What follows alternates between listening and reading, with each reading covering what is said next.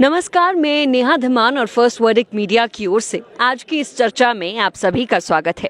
दर्शकों, विधानसभा का शीतकालीन सत्र जारी है और इस सत्र के दौरान लगातार सभी विधायकों से आपको रूबरू भी हम करवा रहे हैं। तो इस वक्त इस चर्चा के लिए हमारे साथ मौजूद हैं वो विधायक जिन्होंने भाजपा और कांग्रेस दोनों ही के ही दिग्गजों को पछाड़ कर ये विधानसभा तक पहुंचे हैं। इस वक्त हमारे साथ हैं हमीरपुर विधानसभा क्षेत्र से जीत कर आए विधायक आशीष जी। आशीष जी, आपका बहुत बहुत स्वागत है। जी, बहुत बहुत धन्यवाद जी। आशीष जी, जमकर जो है प्रचार प्रसार, जब हम चुनाव के वक्त में हमीरपुर में आए थे तो हमने आपका देखा था, तस्वीरें आपकी देखी थी, पोस्टर्स जबरदस्त आपने लगाए थे। अब जो है सपना पूरा हुआ है, जीत कर आप विधानसभा में पहुंचे हैं, तो कैसा महसूस हो रहा है?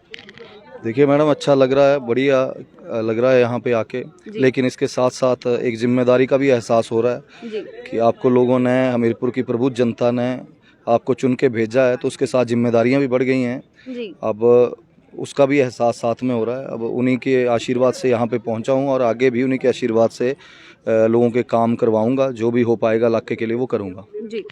इलाके की आपने बात की है, जिम्मेदारियों की बात की है, तो ये भी आपसे जानना चाहेंगी क्योंकि कल आपने शपथ ली है बतौर विधायक, तो अब क्या क्या प्राथमिकताएं आपकी रहने वाली है, कैसे आप विकास कराएंगे अपने क्षेत्र में, क्या ब्लूप्रिंट अभी तक आपने तैयार किया है?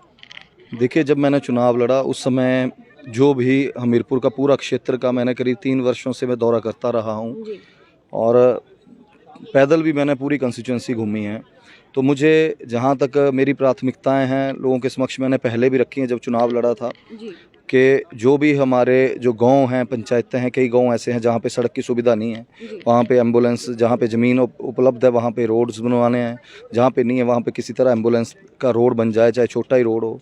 जो जहाँ पे बिजली या पानी की समस्याएं हैं उनको ठीक करना है। शहर में बस स्टैंड के निर्माण के लिए माननीय मुख्यमंत्री जी से गुजारिश करनी है, शहर की सीवरेज की व्यवस्था को ठीक करना है और ये सब प्राथमिकताएं हैं। इन सब कामों के ऊपर माननीय मुख्यमंत्री जी से चर्चा करूंगा और उन्होंने की भी है चर्चा और उन्होंने आश्वासन भी दिया है कि वो पूरा सहयोग करेंगे, क्योंकि उन्हीं का जिला है तो वो बड़ी भली भांति जानते हैं, वो भी उनके ध्यान में भी सारी समस्याएं हैं जी।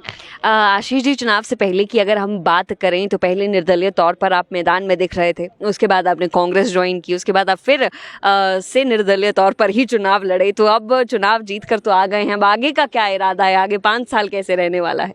देखिए मैडम, मैंने अभी माननीय मुख्यमंत्री जी को अपना समर्थन दिया था जी। दिया हुआ है अभी भी, और चुनाव से रिजल्ट से पहले भी मैं माननीय मुख्यमंत्री जी से मिला था और उस समय भी मैंने उनको बोला था कि आप मुख्यमंत्री बनेंगे तो मैं ज़रूर आपको समर्थन करूंगा और उसी पे अड़िग हूँ मैं।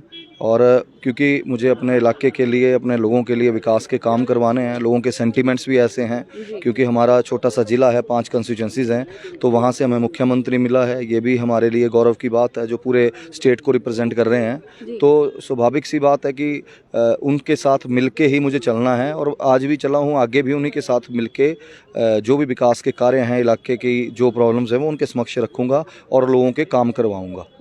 आशीष जी, जो फैसले सरकार अभी ले रही है या मुख्यमंत्री सुखविंदर सिंह सुक्खू ने जो फैसले लिए हैं, डी नोटिफाई जिस तरह से संस्थानों को किया जा रहा है, क्या इन फैसलों से आप भी इत्तेफाक रखते हैं? देखिए मैडम, माननीय मुख्यमंत्री जी ने कल अपने अभिभाषण में बोला था कि जो भी डी नोटिफाई हुए हैं अगर उनमें से कुछ नोटिफाई करने होंगे तो उनके ऊपर विचार किया जाएगा, जहां ज़रूरत होगी उन संस्थानों को खोला जाएगा और जो भी उनके ध्यान में आगे जैसे ही सुचारू रूप से सरकार चलेगी तो उनके समक्ष रखेंगे। जो हमारे क्षेत्र में भी हुए हैं, बल्कि माननीय मुख्यमंत्री जी के क्षेत्र में भी डी नोटिफाई हुए हैं, तो उनके समक्ष जहां पे ज़रूरत होगी उन्होंने आश्वासन दिया कि उनको खोला जाएगा। आपके क्षेत्र में कौन कौन से संस्थान हैं जो आप चाहते हैं कि दोबारा से उन्हें खोला जाना चाहिए? देखिए, जैसे लंबड़ू में कॉलेज सरकार ने, पिछली सरकार ने घोषणा की थी डिग्री कॉलेज के लिए, वहाँ पे एक वहाँ पे साथ में स्कूल है, उसके लिए उसको अपग्रेड किया था, उसको भी डिनोटिफाई किया गया है।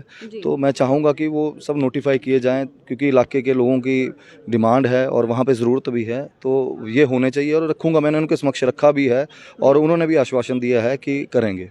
जी। अगर कोई फैसला आपको ऐसा लगता है या ये संस्थान जिनकी आप बात करें वो रीनोटिफाई ना हो तो फिर आगे क्या आप करेंगे? देखिए, ऐसी मुझे लगता है कि नौबत नहीं आएगी क्योंकि उन्होंने आश्वासन दिया है, वो कमिटमेंट के पक्के हैं और मुझे लगता है कि उनका अपना खुद का ज़िला है तो वो पूरा सहयोग करेंगे, ऐसी नौबत आने वाली नहीं है। जी आशीष जी, अंत में अगर जनता को कोई संदेश आप देना चाहते हैं तो फर्स्ट वर्डिक मीडिया के माध्यम से दे सकते हैं। मैं अपने क्षेत्र की जनता का अपने दिल की गहराइयों से सिर्फ धन्यवाद करना चाहता हूँ कि उन्होंने मुझे यहाँ चुन के भेजा है, और भगवान से भी यही प्रार्थना करूँगा कि जिस विश्वास के साथ उन्होंने मुझे चुन के भेजा है उस विश्वास को मैं पूरा कर पाऊँ और उनकी उम्मीदों पे खरा उतर पाऊँ। बहुत बहुत धन्यवाद। बहुत बहुत धन्यवाद Thank you. आपका।